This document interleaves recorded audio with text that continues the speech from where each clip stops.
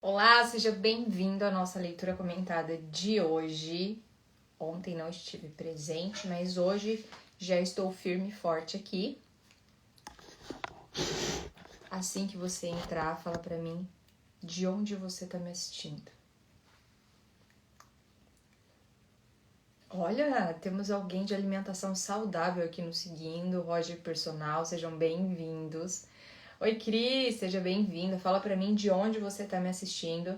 Estamos falando sobre planejamento anual e sobre o poder da execução, fazendo a nossa leitura comentada, o poder da ação. A Cris, que legal, ela é de São Caetano do Sul. Tenho amigos aí. Left Alimentação Saudável, não sei se é assim que pronuncia, mas de Goiôerê. Gilmara, boa tarde. Darlene de Lavras, seja bem-vinda. Andresa Souza Psico, seja bem-vinda, Andresa. Seja bem-vinda. Estamos, se não, já me perdi aqui nas contas. Acho que estamos no 13º dia, se não me engano, da leitura comentada. Saudades de vocês aqui de Curitiba. Fer Chavinato, irmã da Ju. Oi, Fê. São José do Rio Preto, São Paulo. Vem pra cá fazer uma palestra. Cris, é só me levar que eu vou. Pra onde vocês quiserem me levar, eu tô indo. Inclusive, em 2025, vou ministrar em algumas igrejas. Tô muito feliz por isso. Caruaru, Ana Paula de Caruaru, seja bem-vinda. O Jambres, batendo cartão aqui na nossa live. Ele sempre é muito fiel às nossas leituras comentadas. Sejam bem-vindos. Vamos começar? Então, estamos lendo o livro O Poder da Ação. E esse livro ele me deu vários insights. E o ouro da leitura comentada é justamente você ter acesso ao meu cérebro. Olha que legal. Não só o meu, é que no caso aqui sou eu que estou lendo. Mas quando você assiste uma leitura comentada, é você ter acesso à percepção que aquela pessoa carrega sobre uma leitura. Porque se todas as pessoas que estão na live lerem exatamente o mesmo livro, vão ter percepções diferentes. Porque para a percepção, a gente depende de repertório e cada um carrega um repertório. Por isso que existe essa percepção tão diferente. Estamos aqui na página 169 já. Olha, é um livro significativamente grosso, ele já está partindo aí para o final. E eu vou dar sequência na leitura. Se vocês quiserem ir fazendo perguntas ou colocações, pode ir escrevendo nos comentários. Eu vou te pedir uma gentileza. Estamos aqui sofrendo um ban do Insta. Então, clica nessa setinha aqui embaixo e encaminha para o máximo de pessoas que você puder. Ok? Depois de você se avaliar em cada um dos 4 conteúdos, some suas notas e avalie o total. Ele deixa aqui um quadrante. Some o total para cada categoria humana. A nota máxima é 40 e a mínima é 0. Porque ele coloca sobre pertencimento, importância, significado e distinção.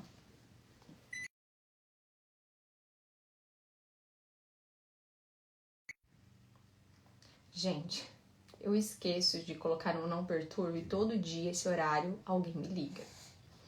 Vamos lá. Com base nessa avaliação e nos resultados práticos que você de fato tem colhido, resta perguntar: como você vai alcançar a perfeita linguagem com cada uma dessas pessoas ou categoria de pessoas para experimentar o melhor da relação e o melhor da vida? Responda nas linhas abaixo quais são suas decisões a respeito de cada uma das colunas, como cônjuge, pais, filhos, pessoas próximas, amigos, colegas de trabalho. Eu não sei se você já parou para pensar sobre qual é o motivo que nos coloca no topo da cadeia alimentar. Existem alguns, não vai dar para falar sobre tudo, porque senão eu vou acabar não lendo o livro, mas uma das coisas que nos coloca no topo da cadeia alimentar é, antes disso, para pensar, nós não somos o animal que enxerga melhor, nós não somos o animal mais forte, nós não somos o animal mais rápido, nós não somos o de fato o maior predador. Agora, o que nos coloca, então, no topo da cadeia alimentar? Uma das coisas é a capacidade de comunicar. A sua capacidade de se comunicar te permite, ou te dá a possibilidade, porque nem todo mundo tá, de estar no topo da cadeia alimentar. Porque quando você se comunica, você tem a possibilidade de construir coisas para substituir aquilo que você não é bom. Por exemplo, você não é o animal que enxerga melhor, porém, você corticaliza mais do que um animal e você consegue se comunicar a ponto de conseguir construir um microscópio, por exemplo. Nenhum outro animal tem essa capacidade de construir coisas para suprir aquilo que ele tem de deficitário. Já o ser humano tem. E uma das coisas que faz com que ele consiga construir tudo isso é a comunicação. E por que eu tô falando isso? Às vezes você ainda não chegou no topo da onde você gostaria, porque você tem uma inabilidade em se comunicar. E sem você conseguir se comunicar, você não consegue construir, você não consegue manter, você não consegue vender, você não consegue ofertar o teu trabalho, você não consegue fazer acordos. Ou seja, a capacidade da comunicação é uma das coisas que te coloca no topo da cadeia alimentar e poderia te colocar no topo da área de atuação que você está. Eu tenho uma mentoria chamada Autoridade. E é óbvio que se eu perguntar para vocês se você gostaria de se tornar autoridade na área em que você atua, você vai falar que sim. Agora, ter autoridade é para todo mundo? Responde para mim.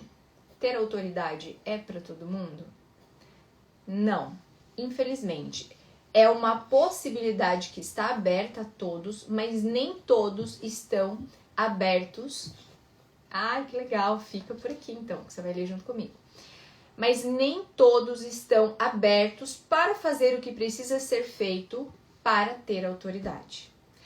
Se ter autoridade, se construir autoridade fosse fácil, todo mundo teria. Vocês concordam comigo? Então, quais são as duas coisas imprescindíveis para conseguir construir autoridade? É saber o que precisa ser feito, porque sim, existem regras, existem metodologias que te permitem construir autoridade, mas de nada adianta você saber de tudo isso se você não executar.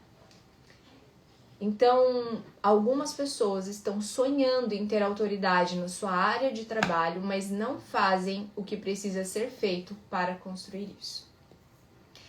E o tanto que você executa demonstra o quanto de fato você quer aquilo que você fala que quer. Quando eu estava na área da beleza, eu sempre recebia profissionais, e isso foi uma das coisas que me fez fazer uma transição de carreira, que queriam saber como que eu tinha tanta facilidade para construir autoridade em todas as áreas onde eu decidi me tornar especialista. Então, eu já fui especialista em loiro, já fui especialista em mega hair e fui considerada especialista nessas áreas. Já fui especialista em noivas, já fui especialista em colorimetria, já fui especialista em visagismo, já fui especialista em pele negra. Cíntia, como assim você conseguiu ser especialista em tantas coisas? Porque existe uma metodologia para isso. E quando você consegue cumprir essa metodologia, não importa o que você escolha, você consegue se tornar autoridade naquilo. Agora, o que determina se de fato você vai se tornar autoridade ou não é saber qual é esse caminho que te leva do ponto A ao ponto B e o quanto você executa. Porque é muita coisa para fazer? É muita coisa para fazer. E uma das coisas essenciais no processo de construção de autoridade é a comunicação. É a comunicação clara, a comunicação assertiva, comunicação intencional. É uma comunicação de autoridade. Só que para fazer isso você precisa do quê? Executar. E aí entra o quê? O poder da execução. O livre é a ação, mas o que eu ensino é o poder da execução. E o que é incrível? O poder da execução, ele não é sair fazendo tudo. Já tinha visto o quanto você tem a ensinar, mas vi que tenho muito mais a aprender. Vou ter que entrar na sua mentoria. Por favor, Poli, entre na nossa mentoria. Ó. É só você escrever eu quero. Se você quiser ter acesso à nossa equipe, é só você escrever eu quero nos comentários. Seguir o passo a passo lá que você vai ser encaminhado para a nossa equipe. Mas não é difícil construir autoridade. mas é trabalhoso, é muito trabalhoso. E eu acho uma pena porque os profissionais que mais têm autoridade não são aqueles que são mais capacitados tecnicamente. Principalmente na área da beleza e na área da saúde mental, os melhores profissionais em relação à técnica, à entrega para o cliente e paciente, não são aqueles que estão se destacando.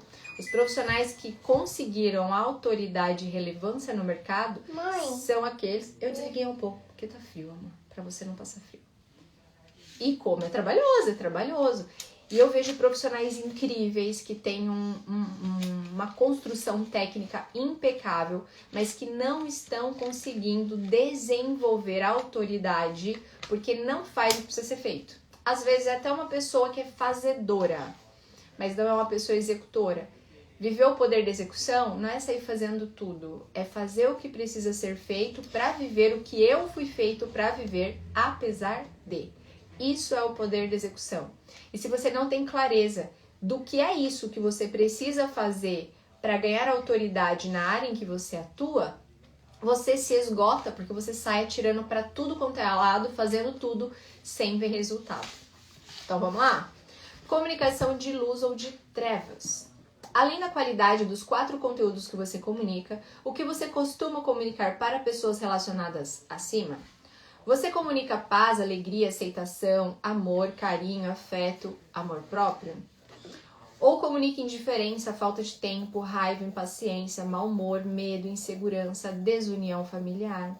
Aquele pai empresário que me referi antes plantou palavras e ações e colheu todo tipo de problema com seu filho e também com a própria vida.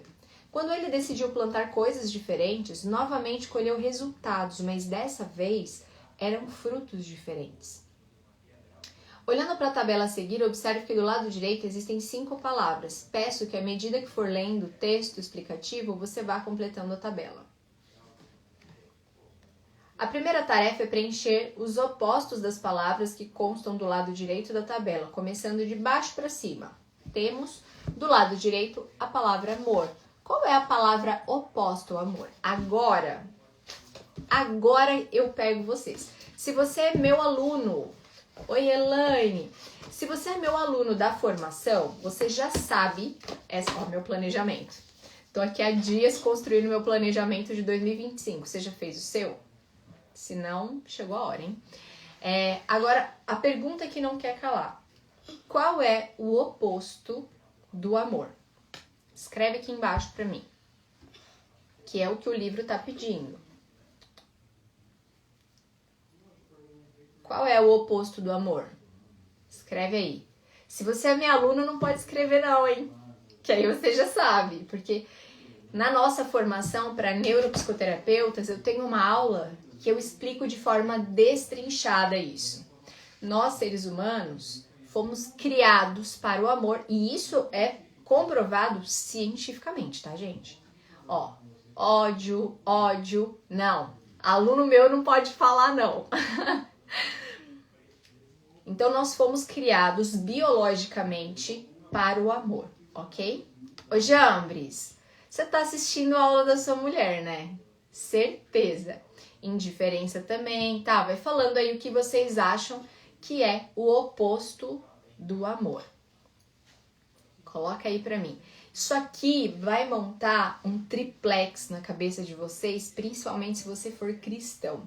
Então, se você tem uma amiga cristã, que é mãe, esposa e que quer construir um futuro melhor, envia essa live, que isso aqui vai mudar a tua visão de mundo. Então vamos lá, presta atenção. A gente fica achando que o oposto de amor é raiva, é ódio, é indiferença. Ô Jambres, bora fazer sua inscrição, hein? Agora, o oposto do amor é o medo. E eu já vou explicar isso, tá? Nós não fomos criados biologicamente para lidar com o medo. Nós não fomos criados biologicamente para conviver frequentemente com o medo. E a neurociência, ela nos fala sobre todos os efeitos negativos que o excesso de cortisol, adrenalina e noradrenalina, que são neurotransmissores do medo, eles têm quando liberados em excesso no nosso corpo. Agora, quando você vai para a palavra, o verdadeiro amor lança fora todo o medo. Se o verdadeiro amor lança fora todo medo, logo amor e medo não podem coexistir no mesmo lugar, eles não podem coabitar. Então, o oposto do amor é o medo. Quando a gente lê na Bíblia, quem é amor? Deus é amor. Se Deus é amor e o verdadeiro amor lança fora todo medo, quando a gente ouve aquela frase, tá com medo, vai com medo mesmo, certo? Se amor e medo não podem coexistir, coabitar, significa que quando eu estou com medo, eu não estou sentindo verdadeiramente a presença de Deus, porque Ele é amor. E o verdadeiro amor lança fora todo medo. Se eu não estou indo com Deus, eu estou indo com... Não vou falar o nome, minha menininha está aqui. Então esse lance que a gente ouve as pessoas falando, tá com medo, vai com medo mesmo, é uma grande loucura. Se você não conseguir tratar esse medo antes de ir, e quando eu falo de tratar, não é sobre não sentir desconforto, mas é sobre ter a interpretação adequada para aquilo. E na neurociência, quando a gente fala sobre ter a interpretação adequada, é sobre corticalizar.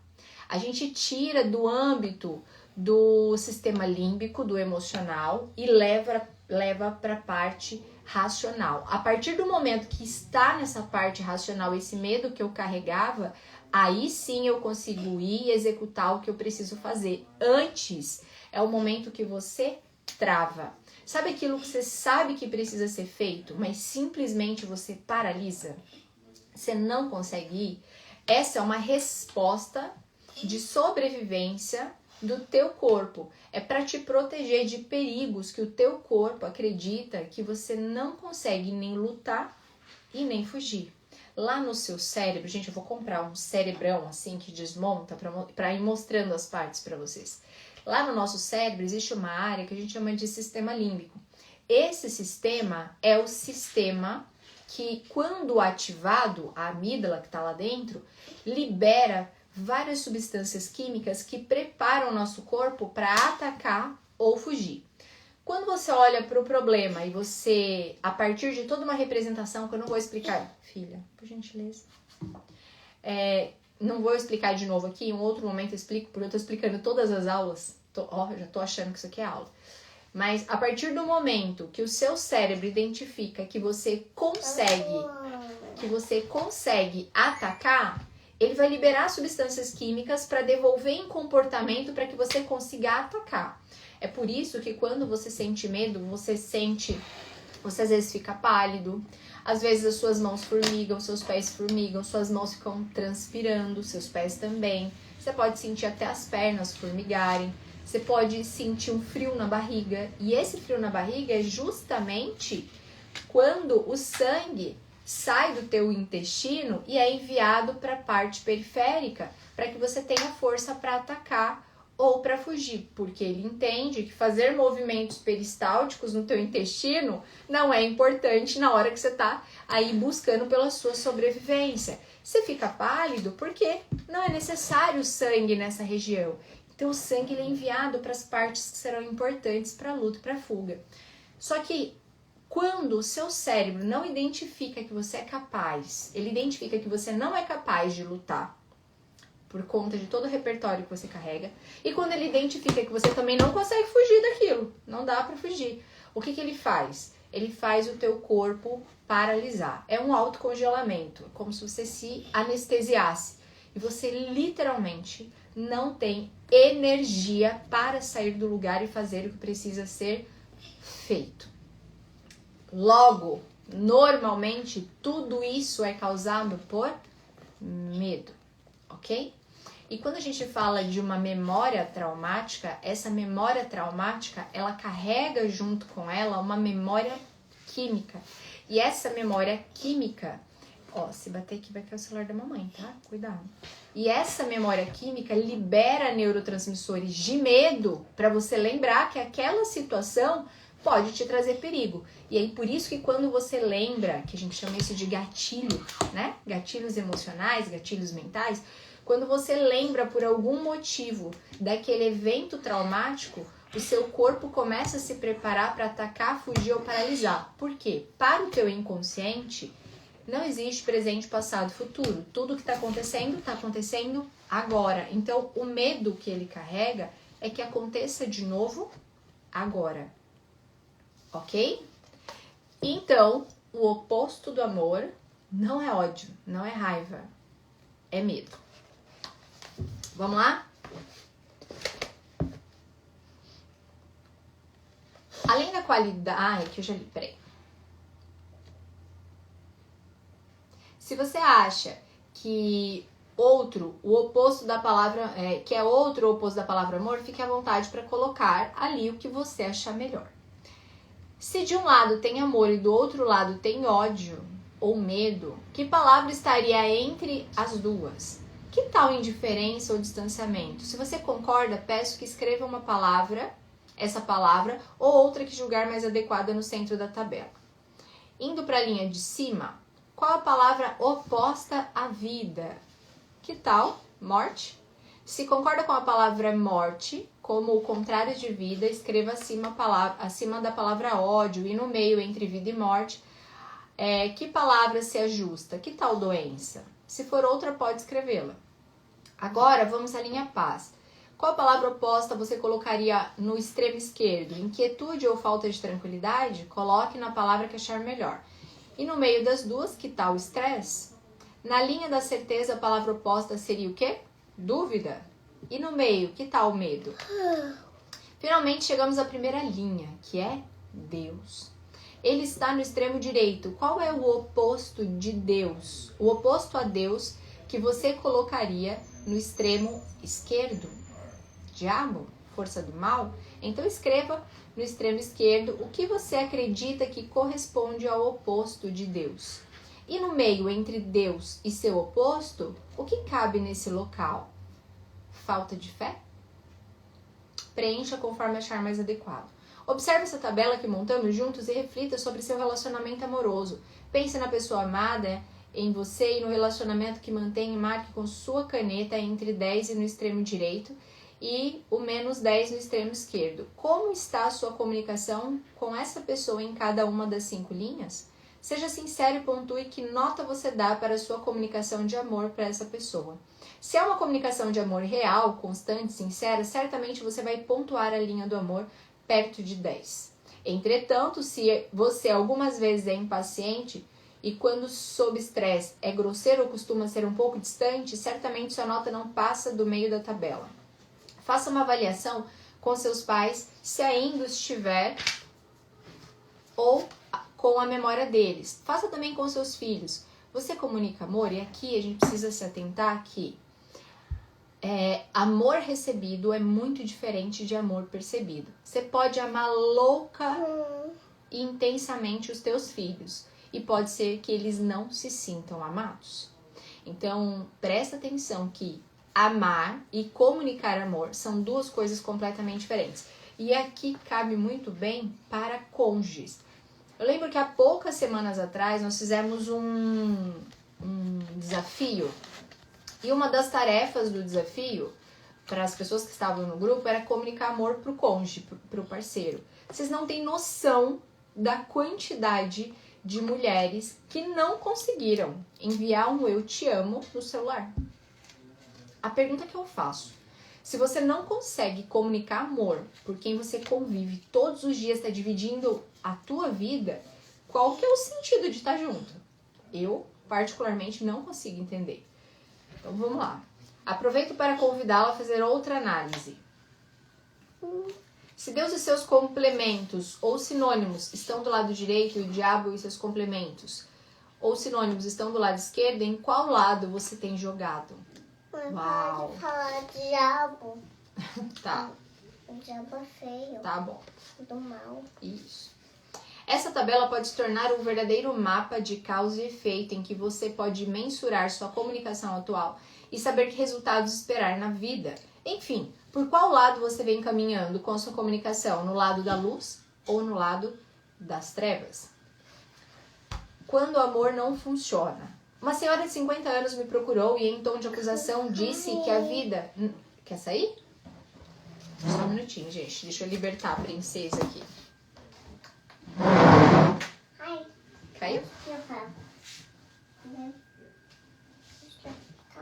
Tá bom, mamãe.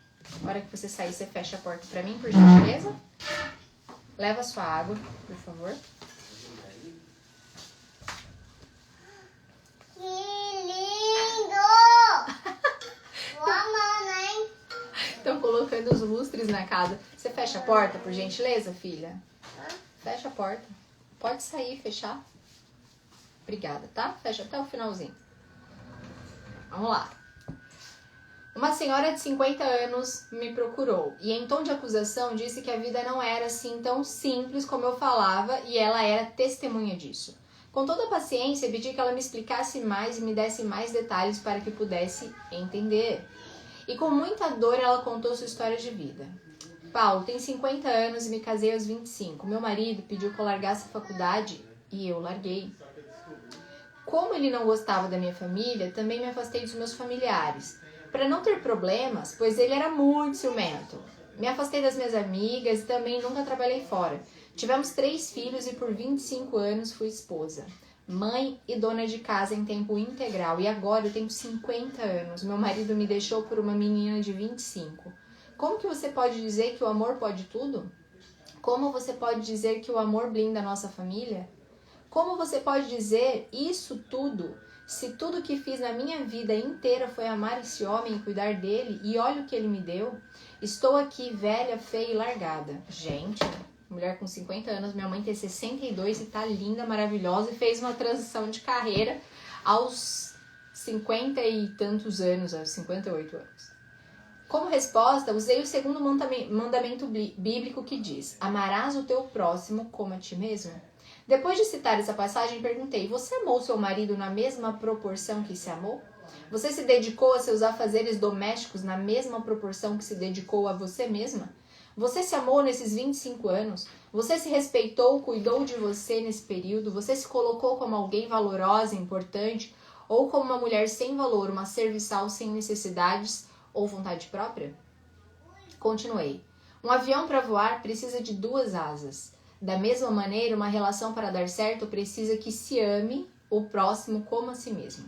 Então não me leve a mal. Disse com toda compaixão enquanto as fichas dela caíam. O problema não está no teu marido que a deixou ou na moça de 25 anos que está com ele. Sim, em você. Em você não se respeitar, não se valorizar e se colocar como um ser inferior. Continuei com o amor e a firmeza que a situação pedia. Como seria a sua vida se você tivesse mantido a proximidade com seus pais e irmãos? Como seria a sua vida se tivesse formado e construído uma carreira? Como seria a sua vida se você tivesse estabelecido limites e não tivesse dito não na hora certa? Como seria a sua vida se tivesse comunicado amor próprio? Ela chorou, me abraçou e disse que de fato era tudo verdade. Eu lamentei por ela e aconselhei: seu dia é hoje e a hora é agora para você voltar à sua faculdade, cuidar do seu corpo, resgatar amizades e visitar lugares onde nunca esteve. Agora é a hora de você começar a se amar e a viver. E você, seu avião tem uma asa ou 2. Você comunica amor intenso ao próximo e intenso a si mesmo? Ou você comunica mais amor ao próximo do que a si? Ou ama mais a si do que ao próximo? Para que o seu avião suba e se mantenha no alto até em meio às tempestades, você precisará manter o foco, amar o próximo como a mim mesmo. Comunicar amor será sempre a melhor estratégia, desde que da maneira correta. E eu sei que, infelizmente, várias mulheres que me seguem passaram por situações parecidas.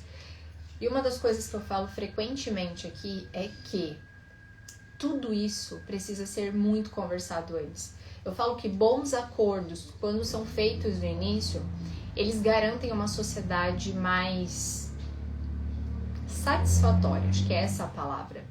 E significa que vai ser tudo mil maravilhas, tudo perfeito? Não. Mas se para ela ter uma carreira, uma profissão era tão importante, ela não poderia ter aberto mão disso lá no começo. Ela tinha que ter falado que para ela isso era inegociável.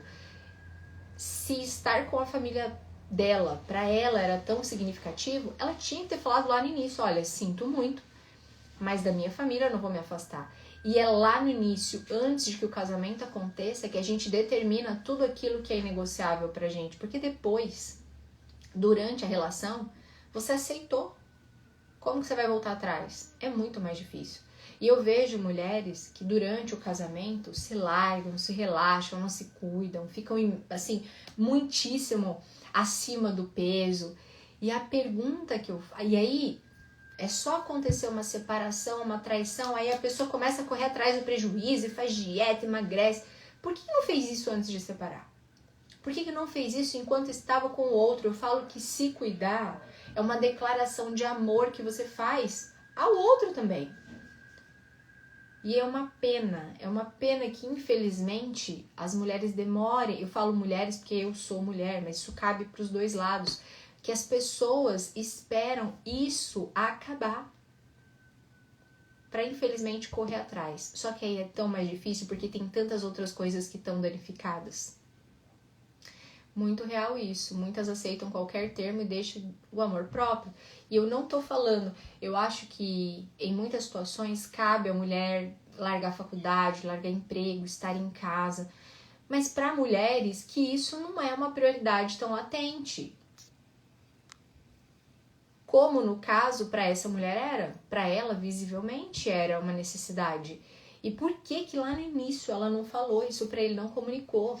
Eu falo que quando for o parceiro ideal para você, ele vai aceitar os seus inegociáveis e você vai conseguir aceitar os inegociáveis. Eu lembro que quando eu e o Hugo casamos, foram vários acordos que fizemos, mas uma das coisas é que eu sonhava em ser mãe. E que se eu não fosse mãe pela minha barriga, eu seria mãe do coração. E que a adoção, pra mim, era uma possibilidade. E que se eu não conseguisse engravidar, né, biologicamente falando, se eu não conseguisse ser mãe biológica, eu seria uma mãe adotiva. E se pra ele isso estava tudo bem. Porque vários casais não conversam isso antes do casamento. E quando chegam no casamento, e acontece do casal não conseguir gerar uma vida, né, biologicamente falando, uma das partes que sonha muito em ser pai ou mãe, que aceitam uma adoção, acabam tendo o seu sonho tolhido, né, vendo assim, frustrado, porque não conversou isso antes e o outro não aceita, não é adepto a uma adoção. Então, tudo aquilo que for extremamente relevante para você e inegociável tem que ser conversado antes. Eu lembro que quando eu e meu marido começamos a falar de casamento, eu falei para ele, ó, senta aqui, toma um papel, uma caneta, eu quero saber tudo que você tem de dinheiro, tudo que você tem de dívida, quais são suas responsabilidades com seus pais, eu vou fazer o mesmo. Porque eu não quero surpresa no meio do casamento. E eu não quero que isso seja motivo de briga lá na frente. E foi assim que fizemos, né? Então, quando casamos, sabíamos exatamente aonde estávamos pisando. E é óbvio que vão surgir surpresas no meio do caminho, mas as mais graves, elas foram solucionadas lá no começo do casamento. Foi quando eu falei, ó, quando os meus pais ficarem velhinhos, quem vai cuidar sou eu. Vai vir pra minha casa, pra você, tá tudo bem? Não, tudo bem, porque pra mim também. Se meus pais precisarem ficarem velhinhos, vai morar comigo, tudo bem? E ali a gente já fez esses acordos. Se meu pai e minha mãe precisar de ajuda financeira, sou eu que vou peitar isso. Tá tudo bem pra você? Tudo bem. E pra você, tá bom assim também? Tá bom. Então, tudo que poderia gerar grandes conflitos lá no futuro, nós acertamos e alinhamos isso no começo do casamento. Amo estudar, não vou parar de estudar. Tá tudo bem pra você? Tudo bem. Então, essas partes foram acordadas lá no começo. E por não fazer bons acordos no começo, é que grandes sociedades não dão certo. E aí eu falo de todo tipo de sociedade, porque casamento também é uma sociedade. Amizade, casamento, sociedade financeira, né, profissional. Então, vamos lá. Linha de losada. Fazendo sentido pra vocês? Fala aí pra mim. A maioria das pessoas acredita que só se deve elogiar alguém quando este faz algo bem feito ou proveitoso. E essa é a lógica que toma ela da cá. Essas pessoas dizem, por que eu vou elogiar fulano se ele não fez mais do que obrigação? Ou então, se elogiar estraga. Uma vez cheguei em casa com um feito inédito, uma nota 10 na prova de matemática. Todo orgulhoso e buscando aprovação, até que corri para o meu pai com a prova na mão e quando eu lhe mostrei a nota, ele respondeu sem dar muita importância. Não fez mais do que obrigação, afinal, você é um estudante profissional.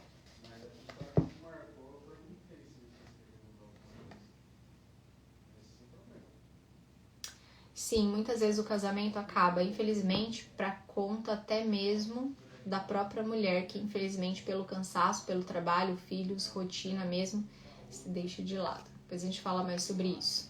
Vamos lá.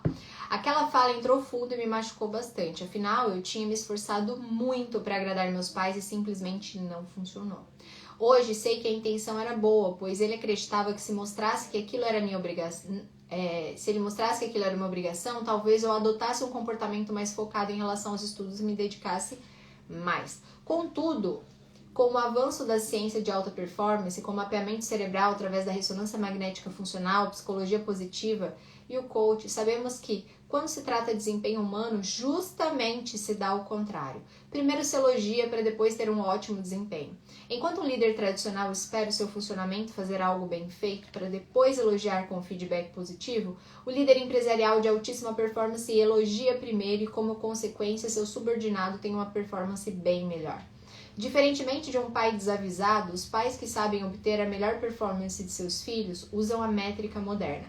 Elogiam antes e depois, como consequência, vem um ótimo desempenho.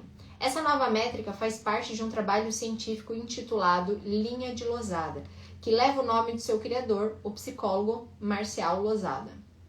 Esse cientista chileno realizou experimentos matemáticos nas quais pessoas de altíssimo desempenho nas relações humanas elogiam ou se conectam com outras, seguindo uma proporção entre interações positivas e interações negativas. Contudo, segundo Losada, não basta elogiar ou se conectar positivamente com as outras pessoas para obter o melhor da relação. É necessário seguir um modelo matemático. Após inúmeras simulações, achou-se uma proporcionalidade entre interações positivas e interações negativas para que se mantenha qualquer relação humana com um mínimo de qualidade. A proporção mínima necessária são 3 interações positivas com aquela pessoa para uma interação negativa. Essas interações positivas podem ser qualquer tipo de comunicação verbal ou não verbal, indo desde um elogio formal, como um tapinha nas costas, um sorriso, ou até gestos positivos ou cartas. O importante é que essa comunicação positiva seja reconhecida por quem a recebeu como de fato positiva. Já a interação negativa vai desde uma reprimenda verbal, um feedback mais duro, um gesto crítico, um olhar decepcionado até a indiferença. Se a proporção de 3 para 1, ou seja, 3 comunicações e interações positivas para uma negativa, mantém a relação e os resultados com o mínimo de qualidade. O modelo matemático de Losada mostra que quando se aumenta para 4 interações positivas e se mantém uma negativa, a pessoa que recebeu as interações vai ter um desempenho e uma performance ainda melhores. Observando o gráfico a seguir, podemos acompanhar a proporção de comunicações positivas versus negativa e a modificação no desempenho humano. Enquanto a proporção de interações positivas vai aumentando, o resultado acompanha positivamente. E entre outras 6 e 8 interações positivas para uma negativa, o melhor desempenho. Contudo, se a proporção de interações positivas continuar aumentando, para além disso, o desempenho começa a baixar. Vemos que se as interações positivas passarem de 11 em relação a negativo, o desempenho cai abaixo do mínimo aceitável. Baseado na modelagem de matemática de Losada, é muito fácil avaliar que os resultados de qualquer tipo de relacionamento. Basta marcar em um papel a proporcionalidade das interações positivas e negativas entre as pessoas por um tempo. Acompanhei um casal e pude ver a mudança das interações e com bastante antecedência prever os acontecimentos e desfecho da relação. No início da relação, eles ultrapassavam 10 interações positivas para cada negativa. Com o passar do tempo, a proporção foi mudando e caiu para 7 positiva para uma negativa. Nessa época, as pessoas ao redor diziam que o relacionamento estava mais maduro, passando mais tempo, a proporção caiu para 5 comunicações positivas e uma negativa. Tempos depois, observei que havia caído para 3 positivas e uma negativa. Nesse momento, o casamento se mantinha aparentemente normal. e poucas pessoas percebiam as dificuldades entre eles. No encontro a seguir, contei 2 interações positivas para uma negativa. Para mim era claro que a relação estava no fim, pois pouco depois minha esposa trouxe a notícia do fim do casamento. Da mesma forma, você pode avaliar o desempenho entre a relação de pais e filhos. Quando os pais elogiam demais, ou seja, 10 ou 11 interações positivas para cada negativa, vemos filhos mimados e cheios de vontade, presos numa zona de conforto criada pelos próprios pais. Quando vemos filhos fustigados por uma avalanche de comunicações negativas, como crítica, reprovação e indiferença, novamente percebemos baixos desempenhos, déficit de aprendizagem, déficit de atenção e hiperatividade. E, em geral, esses filhos acabam se motivando em fazer o mínimo necessário para não ser mais criticados ou reprovados. Nós já conhecemos o poder das palavras, sabemos que elas possuem poder de vida e de morte, de construir e destruir, de amar e desamar, de perdoar e acusar. Lembre-se do primeiro capítulo de Gênesis, do qual já se falou nesse capítulo. Para que o universo existisse, Deus não apenas pensou ou imaginou o universo, Ele falou, emitiu um comando verbal e somente assim a vida passou a existir. E se faça luz e houve luz. Agora podemos usar o poder das palavras dentro dessa proporção para projetar e produzir crescimento em qualquer interação humana. Que tal usar a linha de Lousada para restaurar a relação conjugal? Que tal, através dessa proporção, resgatar filhos da delinquência, das drogas, do sexo precoce ou simplesmente do distanciamento familiar? Imagine você aumentar os resultados da sua equipe profissional apenas por colocar a métrica de Lousada em prática? Perguntas poderosas de sabedoria. Presta atenção.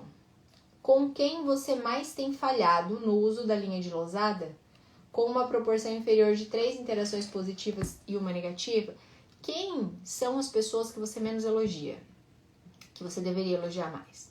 Eleja 3 pessoas para começar a aplicar a linha de Lousada e mudar seus resultados e seu relacionamento.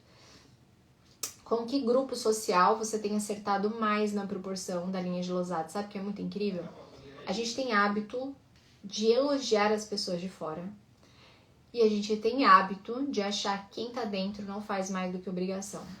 E eu vejo muito isso nessa onda do feminismo, e já deixo claro, porque se vier retaliação aqui embaixo, eu vou deixar claro, não sou feminista e não concordo em praticamente nada com o movimento, com a ideologia, de que os maridos, e aqui eu tô falando marido porque sou mulher, sempre vale o proposto, que quando eles fazem algo em casa, eles não estão ajudando porque eles não fazem mais do que obrigação. E essa fala, ela é tão pesada e tão carregada de frustração e insegurança, porque não importa quem seja, onde esteja ou que papel assume na minha vida. Se está perto de mim e fez qualquer coisa à minha volta que de alguma maneira me conecta, eu sempre vou ver aquilo como um grande favor. E é tão mais leve quando acontece isso. Então, eu não obrigo o meu marido a lavar a louça porque ele mora na mesma casa. Eu não o obrigo a lavar a roupa.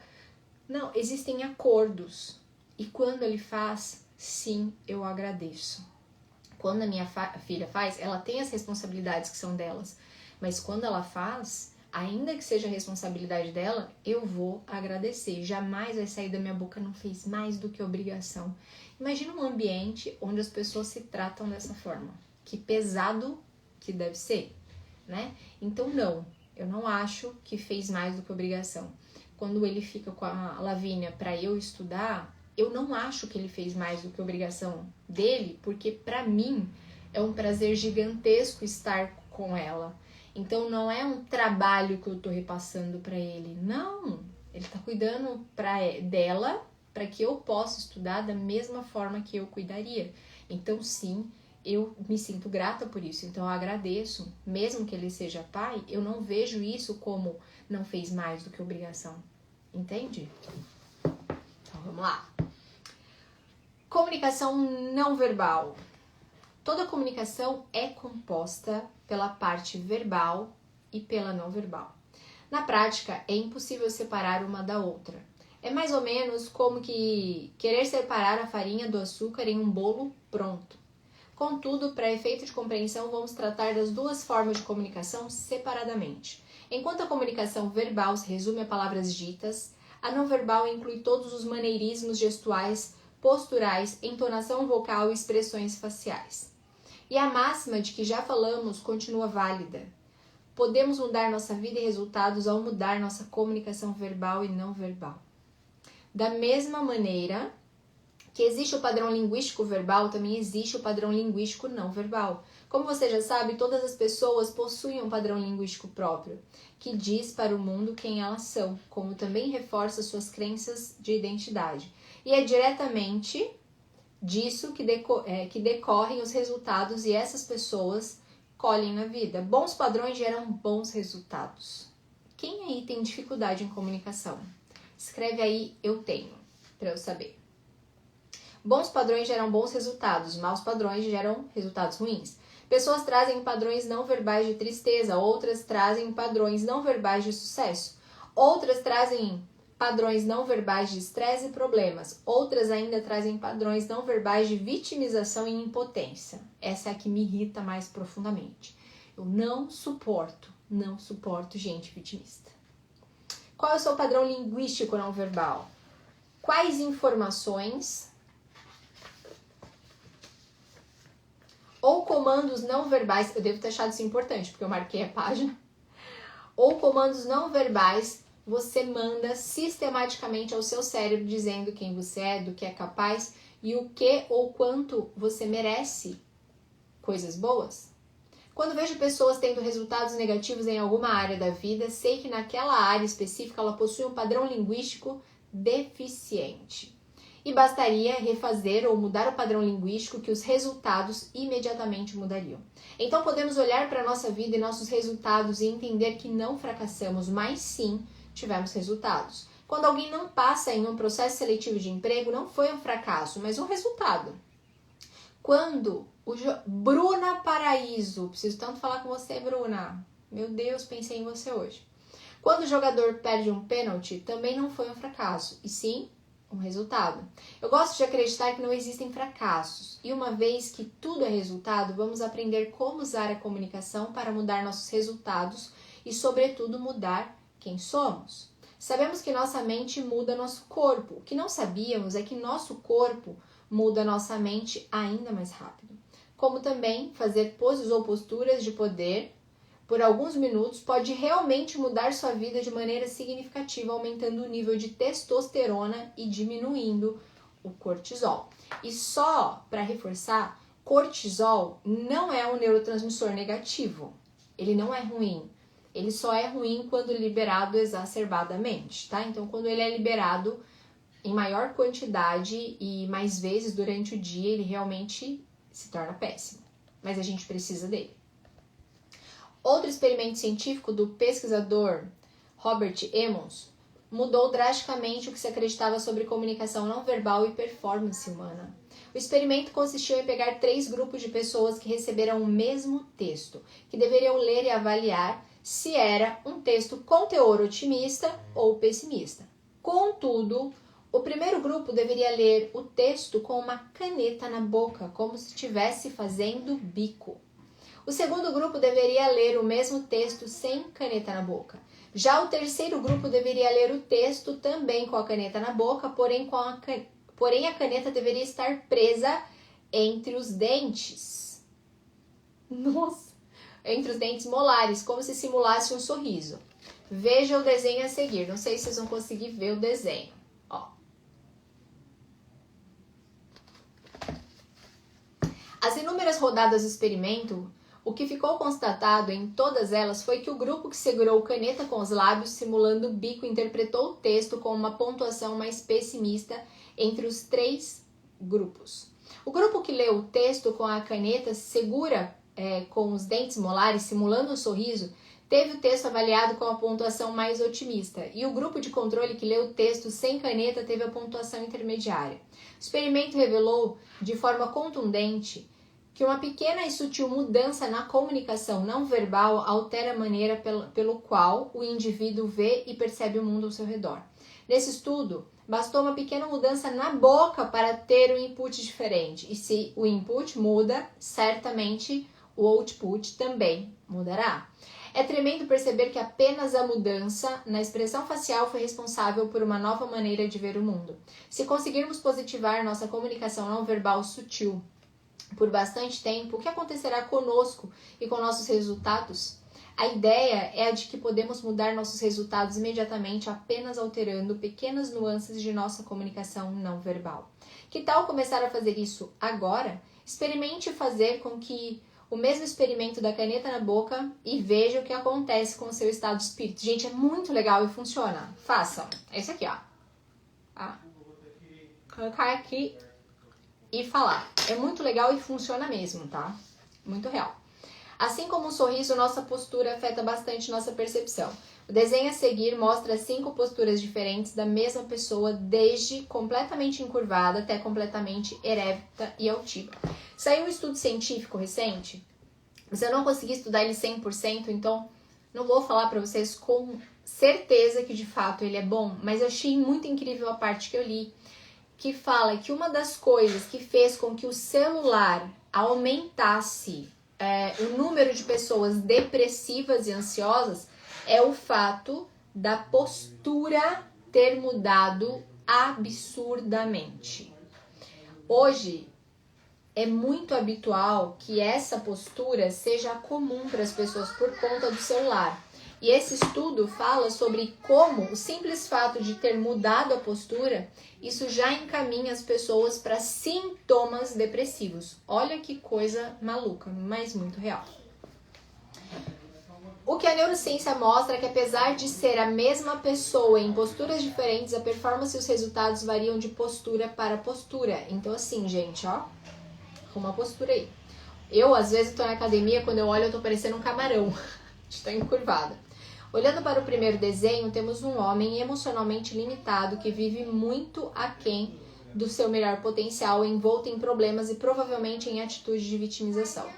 Contudo, à medida que ele vai se erguendo, elevando os ombros e levantando a cabeça, o cérebro responde imediatamente com novas moléculas de emoção, até chegar ao momento de seu maior potencial, com a postura completamente ereta. Você já sabe, porém vou reforçar. Para cada postura, a pessoa produz resultados diferentes. Então, resultados não são coincidências. A gente precisa pensar que resultado é multifatorial. Ele é um combo, é um conjunto de várias coisas. Com a qual dessas posturas sua comunicação corporal média mais se parece? Que tal fazer uma enquete com gente do seu convívio e profissional e pedir que assinalem qual das posturas mais se assemelha com a sua? Faça esse experimento, vá a um lugar silencioso e privado e adote cada uma das posturas por 2 minutos sem perder o foco e a concentração, levando em conta que deve ter coerência da comunicação facial com a comunicação corporal. Depois anote nas linhas correspondentes a seguir todos os resultados que você percebeu em seus pensamentos e sentimentos ao comunicar cada uma delas. Já vamos para a página 182. Olha que legal. O que eu quero que vocês pensem aqui é que se uma coisa importa, tudo importa. Quando eu falei para vocês que o que nos coloca no topo da cadeia alimentar também é a capacidade da comunicação para desenvolver coisas que não somos bons, mas que essas ideias nos tornam invencíveis. Não somos o animal mais forte, não somos o animal que vê melhor, não somos o maior animal, não somos nem o animal que tem maior quantidade de neurônios, para vocês terem ideia, porque o elefante tem muito mais neurônio que a gente. O que muda é a corticalização. Então temos mais neurônios corticalizados e isso nos dá a capacidade de raciocinar, de ter controle inibitório e de fazer uma comunicação adequada para que a gente consiga desenvolver produtos e ideias para suprir tudo aquilo que a gente não é bom. A gente não é o mais forte, mas a gente se comunica e desenvolve um guindaste, por exemplo, que consegue levantar pesos assim absurdos. A gente não é um animal, não somos o animal que enxerga melhor, mas a gente consegue conversar, se comunicar e corticalizar, raciocinar e manter um raciocínio lógico, um planejamento lógico e desenvolver um microscópio, por exemplo. Não somos o animal mais rápido, mas temos o nosso cérebro corticalizado que nos dá, por exemplo, a capacidade de se comunicar e desenvolver um planejamento estratégico para desenvolver um jato, um avião, que se torna mais rápido do que qualquer animal que a gente tenha na Terra hoje. Então, sem a comunicação, não seria possível a gente estar no topo da cadeia alimentar. Agora, quando a gente fala de se tornar autoridade na área em que a gente atua, a sua capacidade de comunicação e de execução são as duas coisas que te permitem estar no topo da área de atuação que você atua. Volto a falar, existem profissionais que são extraordinários tecnicamente falando e que não estão dominando o mercado, estão deixando essa parte da autoridade e da rentabilização para profissionais que tecnicamente não são bons, mas que têm uma capacidade de execução e uma capacidade de comunicação muito melhor. Quantos de vocês que estão assistindo a live que vê pessoas que você fala, gente, mas nem é tão boa? O que faz essa pessoa tá ganhando dinheiro, tá performando, tá fazendo, tá acontecendo?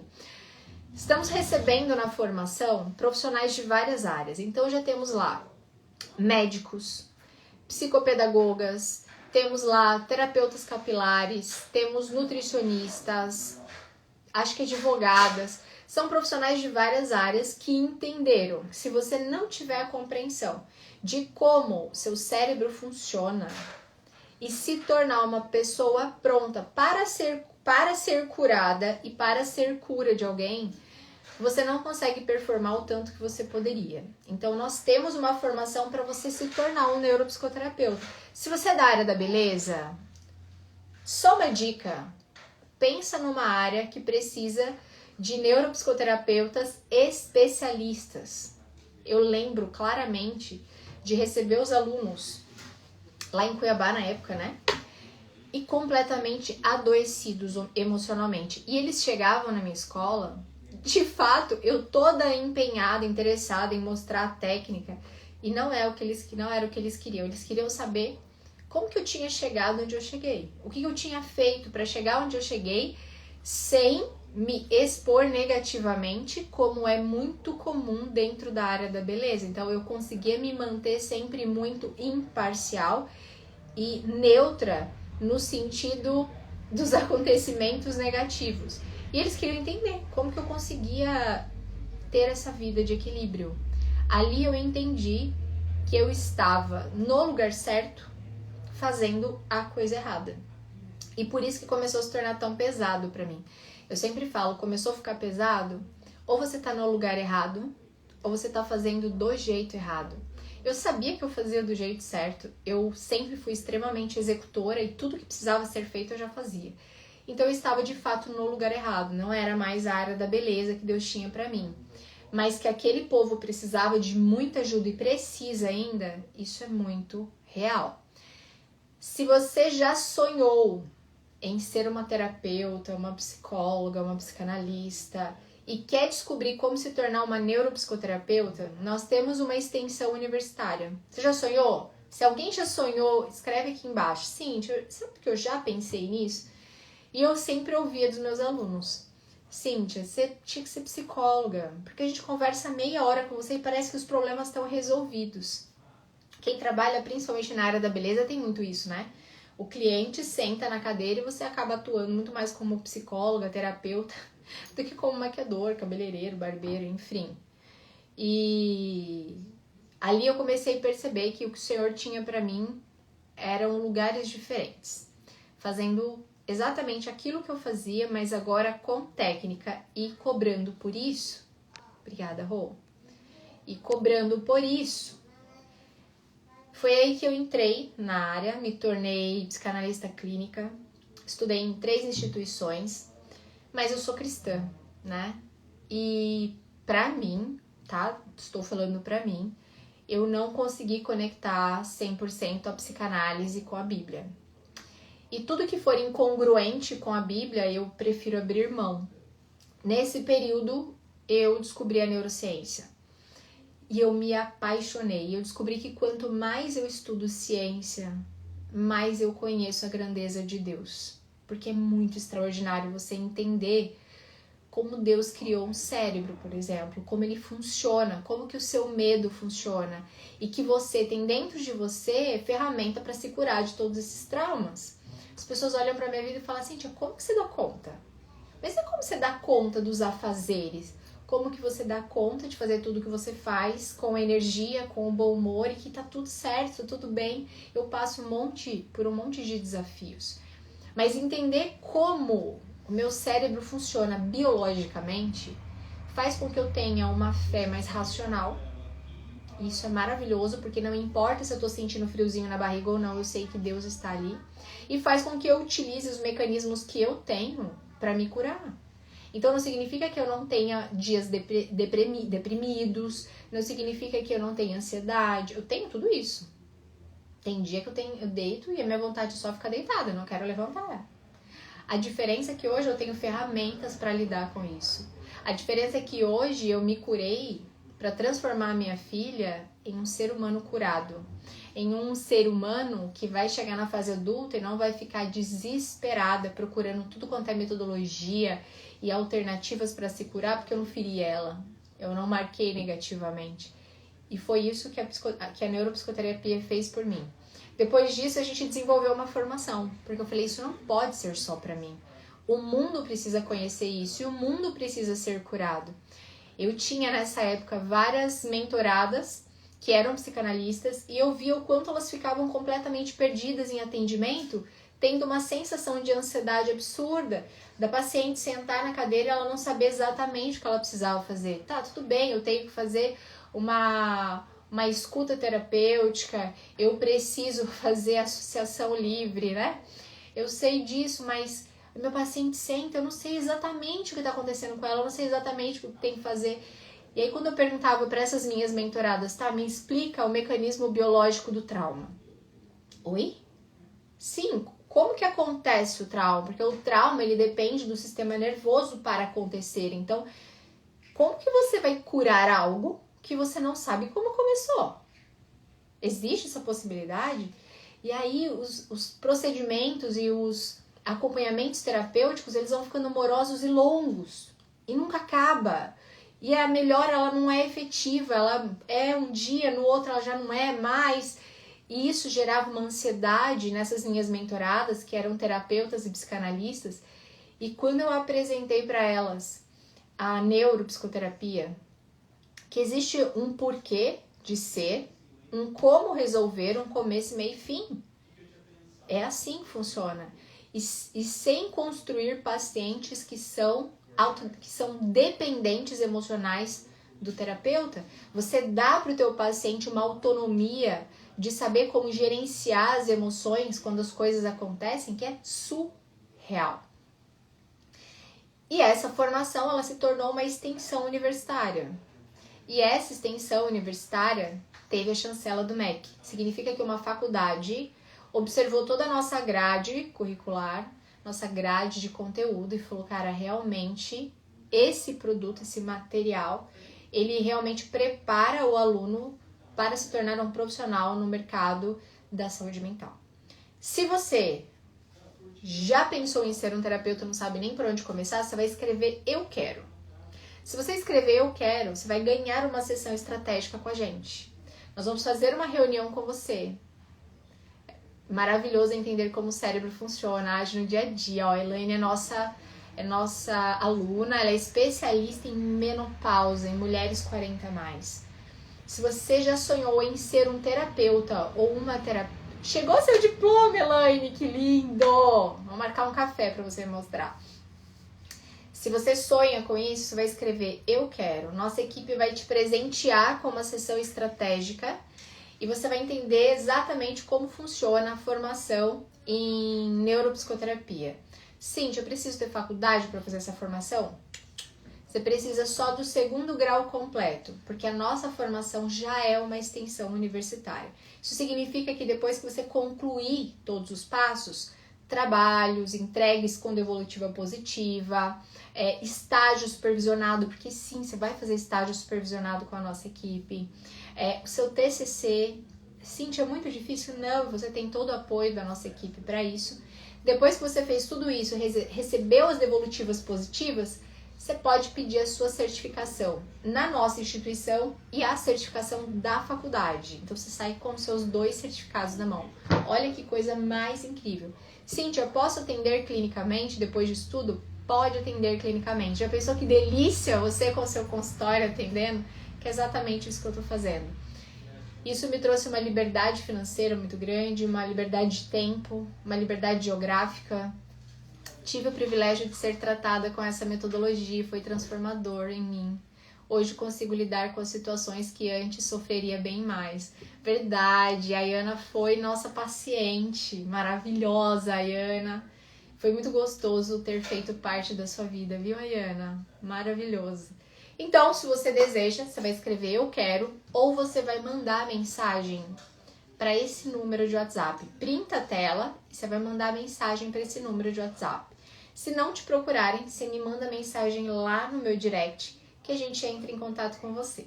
Agora eu preciso ir, porque eu tenho paciente para atender às 14h30. Foi muito bom estar com vocês.